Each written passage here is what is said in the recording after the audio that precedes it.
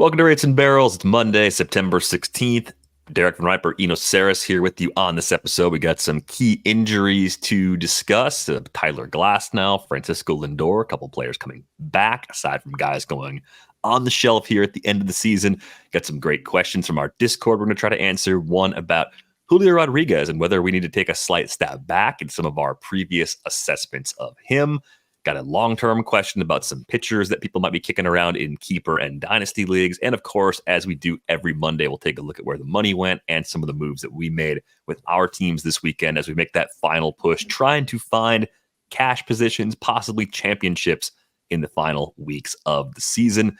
Eno, how was your weekend? Who won the fight? I have no idea. I genuinely do not know who won. It's Canelo. Canelo's a legend, and so he always fights on like Mexican Independence Day and represents Mexico, and there was just no doubt in anybody's mind that he was going to win. But it was still a good show. Had a good time. I did see one of the worst movies I've seen in recent times this weekend.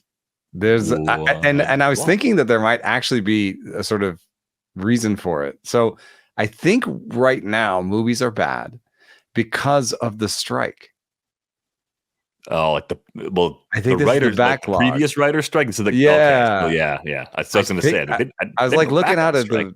I know, but it was a while ago. But movies take like 6, 7, sometimes a year to make.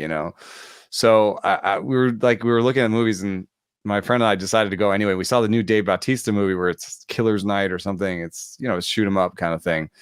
But it was so bad. It was like AI made the movie. I don't know. Like it had different ideas at different times. It was like very much cribbed together from other movies, but not in like a smart way, but just on like we're going to do this one thing that other action movies do, but we're only going to do it for about half the movie. It's like, what's going on here? It does sound like an AI generated script based on my experiences to this point with AI for creative endeavors. Vaguely familiar of things that have come before, but not in a good way. Yeah, that sounds about right. So hopefully they straighten it all out. But yeah, I'll buy your assessment that maybe this is part of the post-strike world, and we'll get past that bubble eventually. Here's my theory on why things coming out of Hollywood aren't that good. I think people that make decisions in Hollywood are less likely to take chances now than ever before. I think they want certainty of profit. So if they're going to take a big risk, it's usually going to be something we've already seen before getting remade as opposed to something new getting a big budget. So I think you're going to get a lot of rehash stuff, a lot of AI generated garbage for the next little while. Support indie films, right? That's the way to go. Yeah, go to an art house next time, if you can find them. If you can find them. They're closing. Yeah. Well, you got a better chance than I do, I think, at this point. Let's get to some baseball news you should know. Tyler Glasnow's season is likely over. Dave Roberts said over the weekend, Glasnow has a sprained right elbow, which is an injury that could cost him time next year too, right? Depending on the severity of the sprain. I mean, this requires surgery. Those are unknowns at this point, but it's another key injury that puts the Dodgers in a questionable position for the quality of their rotation in the playoffs. I think as far as Glasnow himself goes, which will be the main focus for us on today's show, it's not going to do anything to eliminate the questions that we wrestled with throughout all of draft season about his durability, right? Because now the final tally is here. It's 134 innings. It's the highest big league total of Glasnow's career. His only seasons where he's done better are the split seasons between the big leagues and the minors. And I think he had one complete minor league season where he threw more innings several years ago. But now we're talking about a guy who's already 30 years old. And I've always been a supporter because I believed that the quality of the innings was worth the risk. It's one more significant notch on the ledger. And I don't know if the way people approach Glasnow is going to change enough to the point where he'd be undervalued. I think it's going to be, if he's healthy, like let's just say this sprain's small and he comes back through, has a relatively normal winter, I think people are going to look at him in a similar light to the way they did in 2024. And that's going to make it a little more difficult for me to jump back in after having him on a bunch of teams this season. Do we have an ADP on him? I'm looking at something that says 38. from the auction calculator that does year to date. So I don't know when that was or how representative that is, but that's third round for 15 teamers. Mm-hmm. The good news is that he's the 16th best starting pitcher according to the auction calculator so far this year. Even with that missed time. Yeah. So even with that missed time. And somebody like Brian Wu, who only has 105 innings, is ahead of him. So there are ways to be super valuable. Paul Skeens is the fourth best pitcher of the season with 120 innings.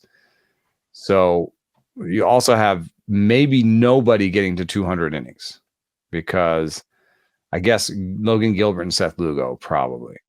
But Tarek Skubal is at 180, and with his history, I bet you they shut him down. You'll be surprised he doesn't make his last two starts or something because he has the Cy Young in the bag, in my opinion. Yeah, so, if you're starting early this week, you could still get 3 more starts in. So that would be the only path. If you're in the 180 range right now, that could be enough to get you there. You need 3 starts. But I don't think he's going to make his last one. So, I don't think he's making it. So it's Lugo and Gilbert that are, you might have one guy with 200 innings or maybe 2. So if that's the case, what you look at, if you look at the top 20 starting pitchers, an average amount of innings, because Hunter Green is the 12th best with 143 innings. And Jack Flaherty only has 151 innings. So, I would say just sort of eyeballing it, the average of the top 20 producers among starting pitchers this year is like 160 innings. And if you're Tyler Glasnow and you're penciling in for 130, you're just willing to take a little bit fewer innings there. It's just one of those situations. Need more info. I think in the early drafts, I'm going to be very careful because it's a lot of unknowns until we know he gets through some throwing without having to undergo some kind of surgery. Yeah. Sprain is a tear. If he's getting, the internal brace or something, then like, I wonder if internal brace will get to the point where it's so good where people will have like 4 or 5 of them over the course of their career. Yeah, how many internal braces can you have before they start to lose effectiveness? That's a sad question to think about. I'm not going to go down that road today, but I'm sure it's a question we'll answer. But it's like everybody was right about Tyler Glasnow, right? Yeah, the people who said he was worth it were right, but the skeptics were right too. Everybody was right. It's the weirdest outcome. Yeah, like everyone argues. He's like, no, he was worth it because you got to replace him. It was a bummer to not have him, and yeah, he broke the way the people that said he was going to break. It happened that way. Skubal thing's a little bit interesting. I don't want to let that one just fly away. The Tigers took 2 or 3 from the Orioles over the weekend. They're still hanging on in the wild card race. That would make him actually make his last start for sure. Yeah, I think if they're still within reach, he'll start this Wednesday against the Royals. That could be a pivotal game depending on how that 3-game series plays out. And then his last regular season start would be a week from Wednesday at home against the Rays. I think he makes that start if they're still mathematically alive, because it'd be pretty weird to just shut him down to save 5 or 6 innings when you do have the possibility of sneaking the playoffs there. They're bringing Reese Olson back. He might start today against the Royals. And they didn't just say, hey, you had a good enough season, we're out. So they were like, no, we have an opener bullpen game situation. We'd rather have Reese Olson. So they're still trying to win. It's kind of an AJ Hinch thing, though. You can kind of feel that, like, we're going to keep trying until they tell us we're done, I think that's an AJ Hinch's nature from spending some time in Houston. That's fine quality to have in a manager. But they did give Jackson Jobe a bump to AAA. First start there didn't go well. Would be spicy. I thought they could just skip him. Like they had enough of a need, just bring him right up. Hey, we were right about Bryce Eldridge moving fast. Did you notice that? Yeah, he's been flying. Bryce Eldridge is in the AAA now. Well, part of that too, I think some of the double A seasons are over now. Oh, so they wanted to get more. You want to keep playing, just keep bumping him up. Will he be at the AFL for us? Very possible. I think they're grooming him for maybe making the team, dude. Is that crazy?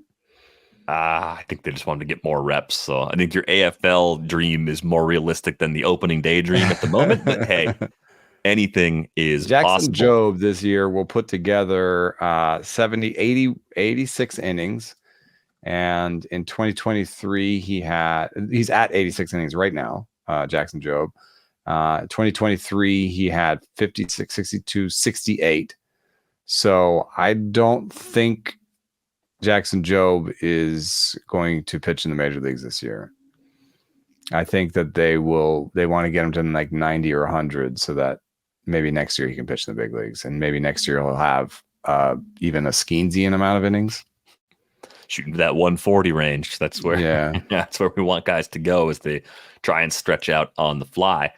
We're awaiting more information on an injury about Francisco Lindor. He's set to have an MRI on his back. Apparently, he's been dealing with some back stuff recently. Lindor, I think, is just day to day until otherwise noted. It's always a bummer to have this injury like lingering on a Monday. Hopefully, we get the results before lineups lock for the week, or at least for the first part of the week, because that's not a fun spot to be in if you're in a head-to-head playoff or any sort of scenario where every single game still matters. Yeah, I mean, insert joke about hurt his back carrying the team. Mm-hmm. He's been by far the best hitter over the last 30 days. Alonso and Vientos are there as comfortably above average, and then Winker's been a real surprise. But there have been some low spots in that lineup as well. Yeah, it's in a lineup that's been better than I expected though overall. Like there's been more quality. I did have somebody asking me if they should keep him at like a $35 auction price, and I kind of lean towards no. But he's been such a steady performer that maybe I'm wrong. I mean, what is your back of the envelope projection for a 31-year-old Francisco Lindor next year? 5% worse than what we had coming into this year. I mean, like not much. Like he's a few steals away from another 30-30 season, so he's not showing massive signs of slowing down. This is the best barrel rate we've ever seen from Lindor at 13.8%. So I think this is mostly real. I think because there's not a lot of swing and miss, there's not a ton of chase. It's a profile that should age pretty well as long as he holds up physically. I think the hard thing about it is Lindor already had a high ADP. He was a firm second round pick in most 15-team leagues. Right. That's why I'm talking about like keeping him at cost. Is he going to be? Should he be right there again, or should he go up into the first round or whatever? I think there might be some leagues where he does move up 5-10 spots off of last year's ADP, and I'm not sure I want to pay the increased price again because it seems like there's only one direction things can go at this point. I just think he'll age gracefully. If the price is similar, then I'm probably still in on Lindor. It's really tight in the early rounds. When someone moves up 5 or 10 spots, that can completely change whether or not I'm actually going to have that player. Yeah, we'll have a question about someone that might be moving down 5 or 10 spots in the first round. So let's get to that question. Yay! Perfect timing. We get this one from our Discord, and it kind of boils down to this. I'm going to paraphrase it. Is it time to reassess Julio Rodríguez? And considering that there's been, I think, a limited amount of adjustments made this year, kind of a free swinging approach that we've seen where he's chased the entire time he's been in the big leagues. Julio Rodríguez has had a lot of success with the approach he's employing right now. The hard hit rates dipped a little bit to 45.4%. That's still good, even though it's lower than what he did each of the last 2 seasons. Barrel rates at 10%. There's been an injury this year, so you have to kind of factor that in. But when you look at Julio kind of being the same guy or a tick below the player he's been in his first 2 seasons, does that make you back off him as at least a top 5 overall sort of player, right? I mean, I think the reassessment here applies because if anyone moves up, someone has to move down, and perhaps Julio falls to the back of round 1 as opposed to the early part of round 1. But how much of an adjustment are you making? Same kind of question you asked me about Lindor. Are you adjusting expectations for a guy who won't turn 24 until late December, but already has 3 full big league seasons under his belt, and has a 28-25, a 32-37, and with a little power binge at the end of this season, should have a shot at least another 2020 season in 2024. Yeah, we had discussion pre-show about something that, and it inspired a reaction from you that I almost want to recreate somehow. It was so good because there's a Rustin Dodd piece up on The Athletic about how wins above replacement has changed MVP voting over the years, and how we've gone all the way from, something like Willie Mays leading the league in WAR for like 10 seasons and getting 2 MVPs out of it, to a time when basically the leader in WAR wins the MVP. And so he talks about, how even the people who run the sites, because he has a quote from Meg Rowley at Fangraphs and Sean Foreman at Baseball Reference talking about, Meg Rowley says that using just the leaderboards is an approach that assumes a precision that WAR doesn't have. And Sean Foreman says no one should view a half-win difference as definitive of who's more valuable. And then so Rustin Dodd goes to this researcher, Don Moore, who studies biases in human decision-making. He says that the promise of WAR when it comes to voting could represent an example of over-precision bias. He says human judgment tends to reduce the complexity of the world by zeroing in on a favorite measure or an interpretation or an explanatory theory. That leads us so easily to neglect the uncertainty and variability and imprecision. What did you say? It's so good. It's what we do on this podcast all the time. I feel like you just described my entire career in fantasy sports, trying to analyze baseball and for a long time football, right? It's like you always are trying to find answers. Like, what's going to happen? Why did this happen? You come up to a new set of information. You determine that it's meaningful, and you start to hone so much in on the new information that you begin to dismiss other factors, right? That is exactly what that story highlights. And that's what we try not to do on the show, to be more like fair to ourselves. Hopefully, like we're trying to break those assumptions down, but we still have metrics that are crutch metrics. We still have certain things we like to see, certain things we don't. And I think that bias can start to hurt us in some instances. Now, I think in the case of Julio, like how specifically could we be blinded by some of the surface numbers? I would say, look, this guy's almost a 6 WAR player in his first 2 seasons. Yeah. Before age 24. Like that's a special player. Remember the age. I think, the reason I thought of it in regards to this was you mentioned the barrel rate going down. The max EV hasn't gone to where it was before. The hard hit rate's not there, compared to where it was in the past. And so you could be tempted to say, is he already losing bat speed? Or I think overanalyze necessarily those, because what we have seen from him, and this is where I try to do something, it's almost like a magic eye. I'm staring at these Fangraphs pages all the time, right? But I almost want to just relax my eyes and like figure out a way to see through the numbers, see through the matrix. And I think in Julio Rodríguez's case, it's very simple. He's a streaky player that hit an injury in the middle of a hot streak. And so he wasn't able to make the most out of his hot streaks that he has in the first 2 years. And I think if you gave him back 3 weeks of that injury and gave him the hottest 3 weeks that he'd had in the first 2 seasons, he would have the same season this year. That's sort of vibes reporting plus magic eye Fangraphs, But I think that there's also a lot of research reasons that he is the way he is. Like, he swings a little bit too much of pitches outside the zone, and he has a slightly higher swing strike rate and strikeout rate. And those types of players are volatile. But I think he also gets locked in a way where he's making the most out of his prodigious strength, great bat speed, ability to run the bases. I mean, he is still a special player. I think he has an MVP season in him. And I think it may just be next year, and so I will buy him, especially if there's a reduced price. I'm fully in on him. And I'm fully in on him in a way that I cannot say that I was on Corbin Carroll.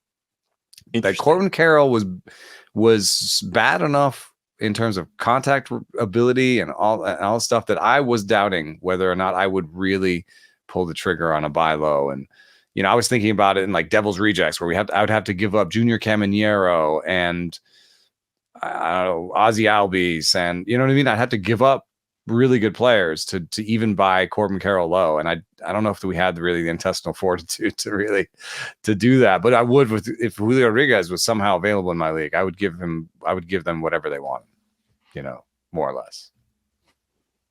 I think the question came from Andrew B in our Discord. And within the question, Andrew wrote, with 2 isolated months where he was hot in that calendar year, it's been a full year of him basically being disappointing. That fits into the streakier nature of. But he's still that guy. Like, he's still going to have a blazing hot month or 2 next year, maybe. And one year he's going to have a blazing hot 6 months. It certainly seems possible. I think the interesting thing you have with Julio, if you look at some of the projections that are out there, we've talked about Zips having multiple years of projections into the future over at Fangraphs. Zips has Julio as a 5 WAR player for each of the next 2 seasons. They got 2025 and 2026 out doing there 30-30 in all 3 seasons. 30-30 with a slowly improving K rate. So if you say, how is he going to get there? It's raising the batting average floor, still having that power speed combo. I think the things that you would be more worried about with Julio would be supporting cast and the difficulty of hitting in that home park. Yeah. He's already shown he can do a lot playing half his games there. But if the supporting cast can't make those adjustments and can't consistently get on base, then maybe he's a star player whose counting stats lag slightly compared to other elite players. But I think I'm pretty content to accept your explanation that the best part of his season is exactly when he got hurt this year. The time where he would have made up some of that ground was spent on the IL. And there's no way to fully and then he came back without a rehab stint. Right. Came back quickly. I mean, I would love to see, I'm sure it matters how long you were hurt. If you had a minimum IL stint, maybe it's not as impactful. If you have more than a minimum IL stint, coming back quickly seems more difficult, skipping the rehab. But we've also talked about the rehab assignment being almost impossible as far as replicating the quality of what you're going to see in the big leagues anyway.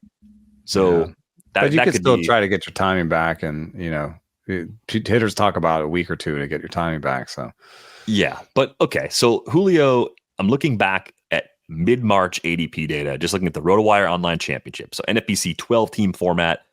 Julio was 3rd by ADP, earliest pick 2, latest pick 8. Never fell further than 8. Makes perfect sense, right? Is he going to fall more than 4 or 5 spots? How many players? Shohei Ohtani is going to go ahead of him. Ohtani was going 11th in that same window on average. So Ohtani goes ahead of him. Aaron Judge goes ahead of him probably. Acuna's coming off the ACL, so he was going ahead of. He'll drop below. Bobby Witt Jr. will still go ahead of Julio. What other obvious hitters are you putting ahead of him right now? Is Yordan Alvarez going ahead of him? Julio Rodríguez this year is putting up this 72nd best offensive season. Yeah, so there's going to be a discount. I just think it's going to be a small one, and I think even a small discount is still worth taking. I mean, the first round is going to have Judge, Ohtani, Witt, Jose Ramirez, Juan Soto, Gunnar Henderson. Ellie going to go ahead of Julio? That's where it starts to get interesting. Are you taking Ellie ahead of Julio? You're sitting at pick 8, pick 9? I think I'm taking Julio and thinking I'm getting 30 points of batting average. And giving up some stolen bases. But you have a comfort level in finding those extra steals elsewhere. Yeah, I think I'm taking Julio Rodríguez. That's where it gets really tough. I think Lindor's after that. I think Guerrero, because of his lack of steals and position, is after that. Yordan Alvarez, lack of steals and position. I think that's going to be the tough group there. I think I might take Yordan over Julio because he's a metronome in terms of batting average and homers and power production. And I could see somebody making the argument that Vlad belongs in that discussion. And so you're taking the safety of Vlad and Yordan, and you're pushing Julio down to, 10th overall. And Julio and Ellie around the turn with the pitchers, be a heck of a turn if you're in a 12 and they're both there. Yikes.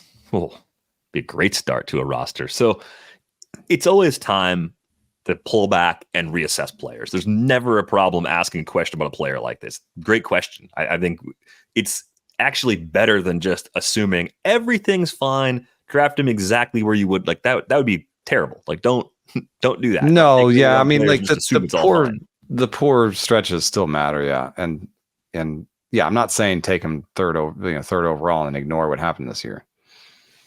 Healthy Kyle Tucker, which is more of a loaded question than it should be, but he's only played 68 games this year. I mean, if we're doing a draft in Arizona in 6 weeks, are you taking Kyle Tucker for 2025 over Julio? I don't know, man. I want to know more about this like leg fracture and like how much of it is repetitive use and like is it going to be something that's always going to bother him, and like what's the impact on his stolen bases going forward? I think that matters. Yeah, I mean, or if it is even a situation where stealing bases makes a difference. Like, is it just a chronic wear and tear sort of thing where it doesn't actually matter if he runs more or less? I don't think we know the full story on this. I think there's some people who think that, it wasn't really well handled and it was misdiagnosed, basically. Yeah, it's complicated too. I mean, Tucker will be a free agent after next season, so there's every incentive for him to try and get it right and then push himself out there for 150 plus games next year. But I can see Tucker versus Julio being a little bit of a tricky question to answer just because of the uncertainty around this injury for Kyle Tucker. But thanks a lot for that question, Andrew B. We got a different kind of question, a long-term question about Hayden Birdsong versus Spencer Arrighetti. And I kind of like questions like this because this is what you start to think about as the offseason approaches, keeper season, where you're trying to decide last pitcher in, who do I like between these two guys? Or maybe you're even in a position right now where you can cut one, pick up the other because the league is just the right size where that's actually a possibility.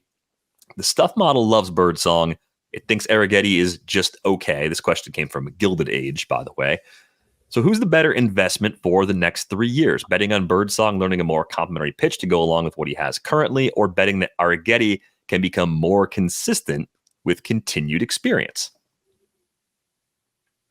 Yeah, it's tough. I mean, there's some language in there about, would Birdsong be better using a different fastball, sinker, or cutter? There is a chance that he irons out. The real problem is not only a dead zone shape on his fastball, but just awful location of it. I mean, 87 location plus on a fastball links up completely with what I've seen with my own eyes, and what prospect evaluator said about Hayden Birdsong was that he has poor command. They gave him a 40-50 over at Fangraphs, but I bet you if you broke it out by pitch, it would be worse on the fastball. So, I mean, that's the real problem for him. And I don't necessarily think that Arrighetti's problem is the same. Location-wise, he's much closer to average. And then Stuff does not love his cutter, but it may be misdiagnosing it a little bit. And I think I'm going to go with Arrighetti because one of the things that I like is the strikeout rate is high.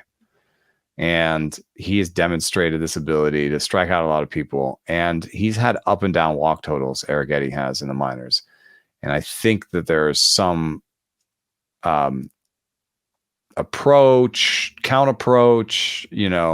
mix approach that can get him with lower walk rates because his location plus is basically average. You know what I mean? So it's a question of maybe he's Snellian and that he just won't give in because he doesn't want to give up the homers, or maybe he's using a pitch, he's using the fastball in counts to get back into counts, and he actually has better command of the cutter. You know what I mean? There's something that he could figure out that is easier than telling Birdsong, hey, can you just control your fastball that you've never controlled? So I think I like Arrighetti a little bit better than Birdsong. I think I like Birdsong a little bit more. They both have a couple of secondaries that get really high whiff rates. This is a great question because it's like asking, what's your favorite flavor of ice cream? It's like, they could both be good. They could both be busts. They could both get a little better. A lot of ways it could go. Home park, I think, is a factor too. I mean, I think Birdsong having Oracle as a home park makes me feel a little bit better. I think when we talked about Birdsong previously, the thing that I was okay with was that if the fastball is a problem in terms of ride, it's more of a dead zone fastball. He's averaging 95.8 on it. He's got that extra tick. That could be though, yeah. Yeah, he's got almost 2 ticks on the four-seamer compared to Arrighetti. So I think that gives him just a little bit more wiggle room. Organizationally speaking, I think I trust the Astros a little bit more. So park versus organization might be a wash. Secondaries are pretty close to a wash. I think Velo's making the difference for me here. But interesting. Do I want to live on the differences between these two guys? No, absolutely not. So I think ideally, in terms of team approach, you kind of you have a little bit of A and a little bit of B, in your approach to next season. You can I had this one legendary draft in Devil's Rejects where I drafted Garrett Richards and Carlos Carrasco and Jake Arrieta after pick 550, the year they all broke out. And, somebody asked me once, like, how did I do that? And I was like, there was different reasons for each of them. Mm-hmm. It was like, I drafted Garrett Richards because he threw 98. That's literally the only reason I drafted Garrett Richards, And then I drafted Carlos Carrasco because he has 2 good secondaries. So he's kind of like the Arrighetti in this. 2 good secondaries, probably can figure it out, And I don't know who Jake Arrieta is. I don't know if he's necessarily Birdsong, but Jake Arrieta had some bad command, issues and then ironed them out while he's with the Cubs. So maybe Arrieta is kind of the Birdsong in this. And so you kind of try to get a bunch of each. I do. As an aside, just want to throw the idea out there that I might have Landon Roop on a couple of sleeper lists next year. His stuff has stayed the same despite being stretched out, which is pretty amazing. He's a 105 stuff plus on the sinker and a 152 on the curve. And even if those go down a little bit, that's enough to be a foundation, to be a starter. And I had a conversation with him where I was like, your four seam's no good. I didn't say that, but the four seam's not the best option against lefties. Your sinker's not the best option against lefties. Have you ever thought about a cutter? And he's like, yes. And that's what I'm going to work on in spring because I want to be in the rotation next year. And so I was like, that's something I like to hear. When I talk to Birdsong about his fastball command, he's like, oh man, I know, I spray it. And he's like, I'm doing certain things, having certain cues, putting the heavy ball in the front glove, trying to iron that out. But Roop seemed to a little bit more like have an action plan and be thinking about it already for next year. And so I don't know. I may have Roop slightly ahead of Birdsong and even on when it comes to the Giants. Yeah, I'm looking back at Birdsong's minor league numbers. Great strikeout rates pretty much everywhere, man. Above 30% everywhere. Problems with control. I think that checks out.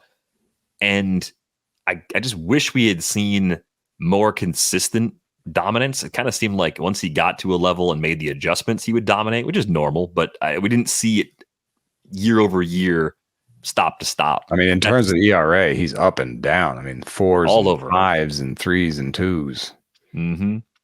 Yeah, it's pretty strange. The question also pointed the idea that I think you've mentioned before, right? You could possibly add a sinker, right? If Birdsong throws a 95-mile-an-hour 2-seamer that he can throw up in the top of the zone and run it away from lefties, run it in on the hands of righties, then that changes everything too. But what if he just has just as poor command of the sinker and the cutter? What if it's more of just an overall problem rather than, for Roop, he's demonstrated command, and if he has a cutter, he's probably going to command it okay. So I don't know. All right, so you're Roop over Birdsong. Are you Roop over Arrighetti too? Yeah, maybe. That's a little spicy. I mean, I'm trying this one out. I'm throwing out the trial balloon. Tell me I'm wrong. We'll see. I just think Roop's going to be on some of my sleeper list in the offseason. Fair enough. Now, since the Giants kind of came up here, how about Heliot Ramos as a right-handed hitter homering into McCovey Cove? That's impressive. First guy ever, dude. I mean, how often is it that a park has been open for 25 seasons? And no one has done something in it. You know, I mean, on top of it, Sam Miller, wrote a piece about like, will this happen? And then Kruko has been talking about it on the cast, like, will this ever happen? And also, I think Heliot Ramos is going to be the guy who does it. And when you think about it, it made a total sense because Heliot Ramos is a guy who hits the crap out of the ball to the opposite field. He just seems to have that swing path that would lead to it. So, I like Heliot Ramos. I do wonder, like, the difference between the times where he's up and down and I swear to God, almost DFA'd or almost traded out of this organization. And this year, to some extent, has been he had like a 200 BABIP before, and now he has a 326 BABIP. So I just wonder, what is his true talent BABIP? And like, you take a guy who can hit the ball hard to the opposite field and take some shots at pulling. You take that guy and probably give him a pretty good BABIP, especially if he runs well, and he runs pretty well. So you see some differences in the projected BABIP, 313 from Steamer, 323 from the Bat X. That's the difference. Those 10 points are the difference between 248 and 258 in the batting average. That's a fairly big difference for full season value. Are you going to have a 240 guy or a 260 guy next year? Otherwise, I think he'll hit 20 plus homers and steal. He might steal 10 plus bags next year. That's a pretty good player. Is it fair to put him in Lawrence Butler territory? Would you rather have Lawrence Butler? I think I'd rather have Butler. I think there's another level in terms of stolen bases that we're getting from Butler right now. So that sits a little better with me. A few ways it can still go right. I mean, the quality of the contact is actually closer than you would think. I mean, Ramos hits the ball very hard, but Butler does too. 49.3% hard hit, over a 12% barrel rate for Butler. Yeah, just a little more improvement that we've seen so far. I think the thing that we've probably mentioned with Ramos before, or at least about the Giants compared to some other organizations, is maybe just being more patient with him this time around has also helped. Right? He's always had these raw skills, and I think he finally got like 400 plus plate appearances. Finally got to not look over his shoulder the whole time. Yeah, they just let it happen, which is great. So I mean, long term, like I like Butler more than Ramos. It doesn't mean I don't like Ramos. I think the question for me is he a fifth outfielder in 15-team leagues? Is he a fifth outfielder in 12-team leagues again next year? Like, what's your ideal scenario to have Ramos rostered in for 2025? It looks in the splits, he's handled fastballs and breaking balls well. One thing I always fear when we look at guys that break out is that they're doing the damage against one trick pitch pony type or something. Yeah, and then the league's going to solve them. They're going to fill them up with breaking balls off speed, something that doesn't work. But Ramos actually is pretty good against at least fastballs and breaking balls. That gives me some confidence that most of what he's doing right now is actually real. Yeah, and I think there's been a little bit of a slump, that this homer was kind of important for, and I would like to see what happens the next couple of weeks because, this has been his worst month. September, he's got a 45 WRC plus, August 107, July 120, June 160, So it is still fair sometimes to look at a young player who has this shape and say, I think it's a little different than Julio Rodríguez, where he's done it a couple times. He's had a couple seasons where he had worse months and then blinding hot months. This is the first time we're seeing Heliot Ramos play all the way through a season. It's fair to wonder if that June was just, doing something different than the scouting report said and capitalizing on that. And then everyone sort of figured him out, quote unquote. And so, I think that risk would keep me from getting too superlative about him and pushing him too high. But I would say I think he's definitely relevant in all leagues and a pretty good player. Yeah, I think if I had to guess ADP for Ramos, I'm going to say pick 200, give or take, is where he ends up. Kind of in the has possibly one more level, but shaky enough situation in terms of park where you're not overpaying for it. I think Butler's going to go earlier. I think people are going to be really into Lawrence Butler because you see on his StatCast page tons of red. Like the first 8 lollipops are all 70th percentile or better. That's the kind of stuff that gets everybody excited. I mentioned the speed before. I think the batting average floor is higher with Lawrence Butler. I think people are going to start projecting more offensive output for A's players getting out of the Coliseum and moving into the AAA park in Sacramento. So there's going to be a little bit of helium put on players for that. So I could see Lawrence Butler maybe going 50 to 75 picks earlier in some rooms than Heliot Ramos. So maybe cost ends up being a factor with these two players specifically. But once you figure in cost, you know, I would find Ramos interesting if he was around 200 for sure. Yeah, it's my best guess. We'll see if I'm even close to right once we get a few more drafts in the books here in the fall. Let's take a look at where the money went this weekend because it was a weird week of fab. Mostly because of 2 pitchers for the Rangers. We talked a lot about Kumar Rocker and Jacob deGrom last week, but they were, if you had fab dollars left, they were the guys you were throwing that money at on the pitching side this week. So I'm curious, like, how did you tier things with your pitching bids this weekend with guys like that out there that would take most of whatever you had left for a bid? But then even guys like Tyler McGill, who looks like he's pitching well again, or Joey Cantillo, who we talked about going to the weekend, or guys like Reese Olson, who are coming back from the IL and might actually help. Reese Olson could be just as good as Rocker or deGrom for a handful of starts. That's not out of the question. It's only 2 or 3 starts that you're looking at for what's left of the season. How did you queue everything up? Because I feel like I set my queues a little differently this weekend. I didn't have any money, man. I put Kumar Rocker and when possible Jake deGrom on all of my queues with like a nice little $4 out of 1,000 next to their name. And surprisingly won one. I think Kumar Rocker in my main event for like $2. So but I did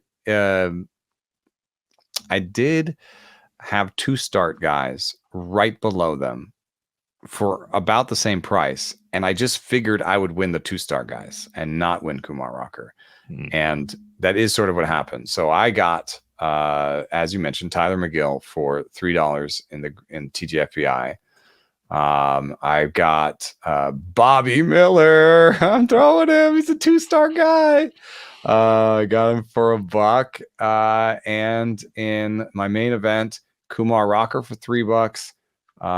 And Jesus Tinoco. So I also bought Edwin Uceta in our league because some of my saves situations are pretty tight. So I think those guys are the closers. Uceta and Tinoco are the closers in Florida for their respective teams. So I felt pretty good. I mean, it is one of those things where you don't want to. I don't know that saving $40 to get Kumar Rocker for his last 2 starts is actually worth it. Those $40 2 months ago, if they had won a bigger player, you would have had for 2 months, you know? So, and then especially being on this side of it, being like, oh, well, I wish I had $40 for Kumar Rocker right now, but I got Tyler McGill for a 2-start. I'm pretty excited about that. Yeah, so the situation I was in and why my bids were so weird, I had a couple of leagues this year where I got just shoved around in fab. Like every single week, I was just short. I was not bidding correctly. I was not adjusting enough.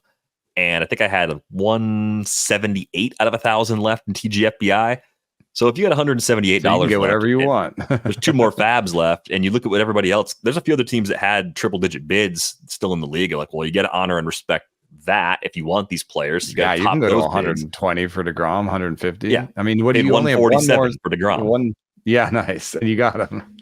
Runner-up was 47. Like, it's just like saving the money doesn't matter. I have to get the player. Why did that other person save the money? Why do they want $50 for the last FAB period?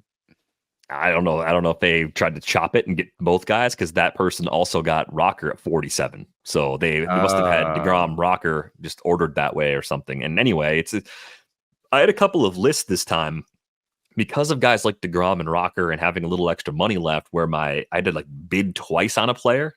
Like I had different bid amounts in different lists. So that way, if I hit the full price bid at the top on deGrom, I still had the cheap bid you have on a full Rocker. price bid thing, which might have hitters and pitchers on it.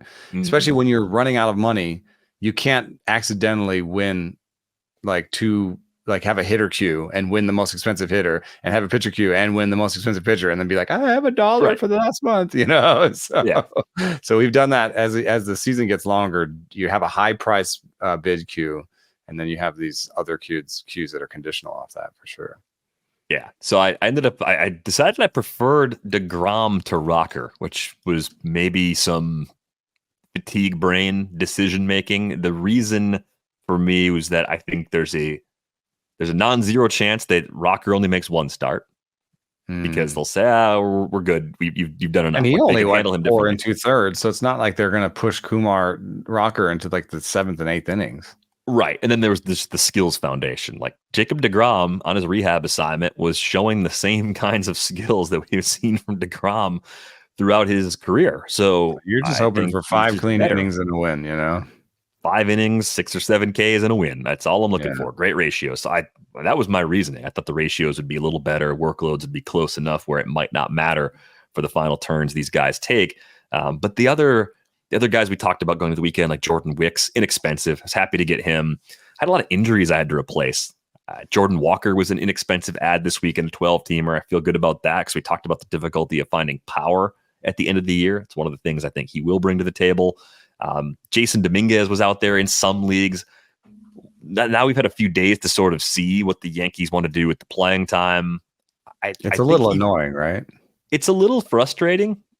And it's like Verdugo and Dominguez. Neither one of them is like really playing every day. That's been I'm looking right now. Maybe I'm 5 wrong. out of 7 last week is how they used Dominguez, which is enough to pick him up, but not necessarily enough to play him over someone else who might start every single game for their team. Yeah, it's a little weird. But that lineup, man, I'm telling you, when you look at it right now, Torres seems like he's swinging the bat a little better lately. Chisholm being back from the IL, Stanton being healthy right now, Soto and Judge in the 2-3 spots. Now you've got Dominguez, Volpe, Rizzo, and then whoever's catching. Like, that's a great lineup. It's compared to what they were rolling out there earlier in the season. Yeah. I did some, Jose Iglesias actually gets 3 lefties out of the next 4 games, I think.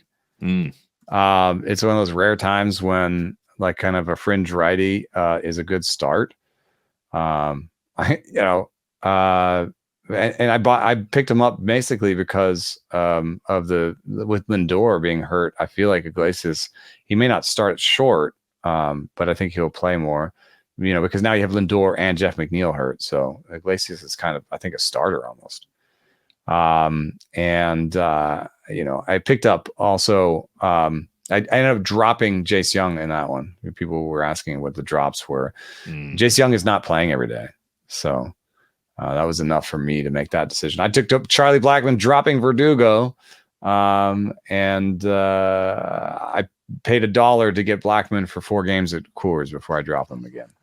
Did you get in to Hunter Goodman? I wanted Hunter Goodman, but I didn't have enough money. He went for more money than I had. So Hunter Goodman, catcher eligible in Coors for 4 days. That's where you get at the end of the season. That's better than what I've got. They've been catching him in the late part of the season. He's up to 17 games behind the plate, I think, for the season. So there's a good chance he's getting to 20 and he's catcher eligible for next year if that happens. So I'm watching that kind of closely. I guess the other bigger question is he going to hit enough to keep a job and take advantage of the situation? But compared to some of the other guys the Rockies have broken in over the years, like he's only 24. It's not like a Sam Hilliard or Sean Bouchard. Like there's at least a reason to think, this could actually be something if it all seems clicks. Like you think of all the guys that like were catching a little bit and they're like, oh, he could be a catcher. How many of them really stuck? Like think about Eric Haas. He's catching again, isn't he? Is he on the Brewers again? Yeah, he's a Brewer. It's a part-time catcher. It's very strange. There's not that many people like this because I think you want a good catcher, like defensively. I think they do that in part though because Gary Sanchez occasionally there's another name. Yeah, both of those guys. They have 3 catchers on the. That's why they have 3 catchers on the roster, but they only really want to start one of them. They just use them frequently as part of the DH mix so that they can get away with the third one. And another Christian Betancourt is kind of in this list. Yeah, a little bit. Kind of been floating about, and I don't know. I tend to. Is Jake Rogers somebody that is converted to catching? I thought Rogers was always a catcher. Okay. I don't think he was a converted catcher. I'm a little skeptical that he ends up being the everyday catcher for the Rockies next year. But it is such a low investment. You could probably just put him on a keeper league just in case. And they go through spring and they're like, "Yep, Hunter Goodman's our starting catcher. He's suddenly a worthwhile catcher in 2 catcher leagues." So. Yeah, that's sort of where I feel like the ceiling would be. Catcher number 25, well, you're 15-team league, get to start 2. Take the guy that plays half his games in Colorado. That's the extent to which I'm interested. But a funny name that people were actually a little excited about because it's the middle of September and finding catchers to replace guys that either got sent down, like Luis Campusano, who I was replacing in a bunch of spots, or guys that aren't playing enough. It's hard to do. It's never fun to be in that position where you're chasing playing time behind the plate. Yeah, we picked up Danny Jansen in our main event, and he had like 5 at-bats last week, and we're just like, okay, I guess we're just gonna pick up another catcher. So we had a whole tree of $1 catchers because we were like, all these guys played 3 times as much as Danny Jansen last week. I mean, what are we hoping to happen? You know, if he's playing 5 plate appearances a week, we got to get somebody else in here. So I don't even know who we got. So we got somebody. Definition of somebody. Here's the question for you. Reed Detmers is back for the Angels. A couple of nice starts. We got Jake Rogers. There's a somebody. Oh, you got Jake Rogers back. Yeah. It all comes back to Jake Rogers.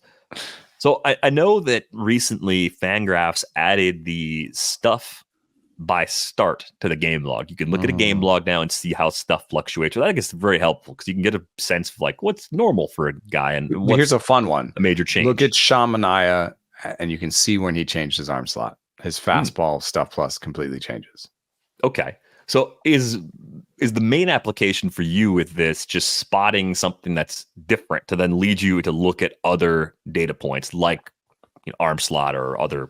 I think it's just hard to know when you hear something like, oh, he changed his arm slot, or oh, he changed his grip. You know, and you can kind of look at some places and be like, oh, the movement is up or down. It's hard to know a lot of times if these things are positives. Like think of Sean Manaea. Oh, so he dropped his slot. Like, is that a good thing or a bad thing? He's not Chris Sale. So like just because he dropped his slot because he saw Chris Sale doing it doesn't mean he turns into Chris Sale. I mean, he did have a really good stretch afterwards, and maybe he is on that way, but at least you can go and you hear this thing and then you can go to the log and be like, oh, it looks like it's pretty much a positive for him, or maybe it's not a positive for him, you know? So I think it's a good way to kind of sniff test these kind of adjustment things that we hear from beat writers and, you know. Well, and you can glance up at the overall numbers and look at the individual pitches and go, oh, fastball's been a little bit worse than it has been for the season. That's the case for Detmers, even though the results have been good against the Dodgers and Twins. Slider's been a little bit better. Right. So if they have a good couple of starts and you go and you look and there's no change, then you can kind of be like, you know, I don't know. It seems like the underlying stuff is about the same. So maybe he just had a couple of good starts and that's it, you know? Yeah. The slider by only like a few points in the Stuff Plus model is actually, it's been as good as it's been all year, the last 2 starts. That's the only thing that's really different for me when I look, and the locations, at least at the higher end of Detmer's range.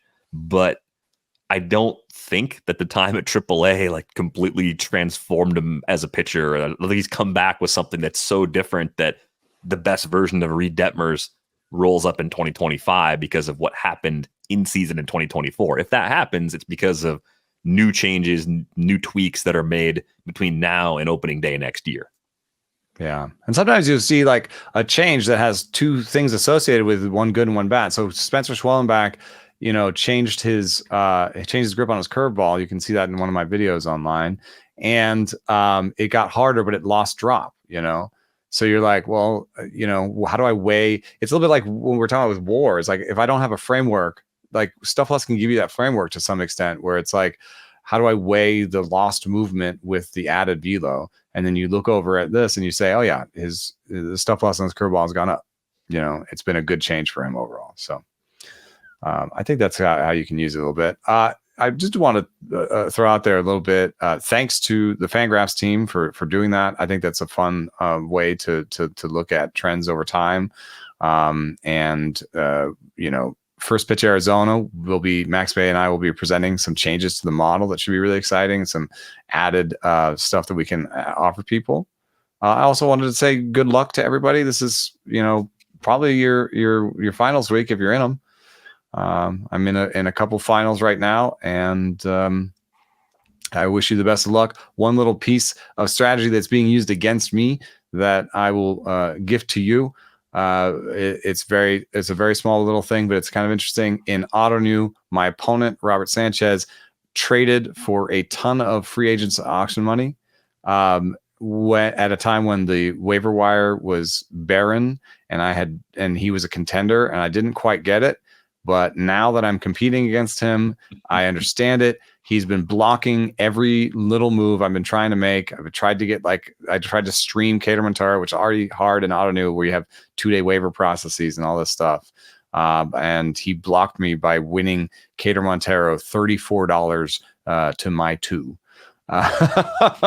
So that's a thing to think about if you are head-to-head Autonew or even just down the stretch in regular Roto Autonew. Trading for free agency money suddenly gives you the hammer in a way that you can kind of hammer some of the competitors as they come at you, even if you're on top. So something to think about. I also think that there's like kind of another way to frame it. Aside from blocking, it's also just making sure your depth is as good as possible. If you have guys that are banged up that may not come back this year, don't take the optimistic approach in a redraft situation of someone coming back for that one start, because it might not even be a full start. It may be 3. I think that's the lesson from Glasnow for redrafters for sure. Is like you can draft that guy and play him, but then when he goes down with an injury, you pretty much drop him. Because it's not the history hasn't been great that he's like, oh yeah, I just needed 2 weeks and I'm back. It's more like, oh, right. the tall guy back thing that they brought up at the All-Star break, that was kind of an obvious, we're giving him a breather, something's tweaked. If this were important, he'd pitch through it, right? But if there's like we're getting MRIs or something, it's probably not going to be good news to Tyler Glasnow. Yeah.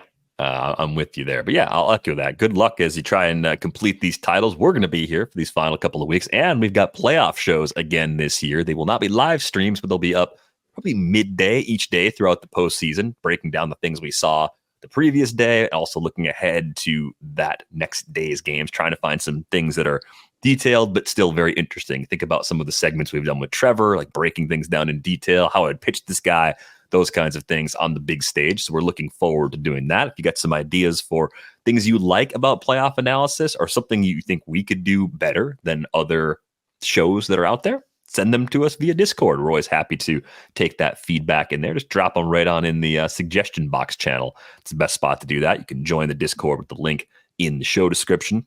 If you'd like to get a subscription to The Athletic, you can get that for $2 a month for the first year at theathletic.com/rates and barrels. You can find Eno on Twitter at Eno Saris. Find me at Derek Van Riper. Find the pod at Rates and Barrels. That's going to do it for this episode of Rates and Barrels. We're back with you on Tuesday. Thanks for listening.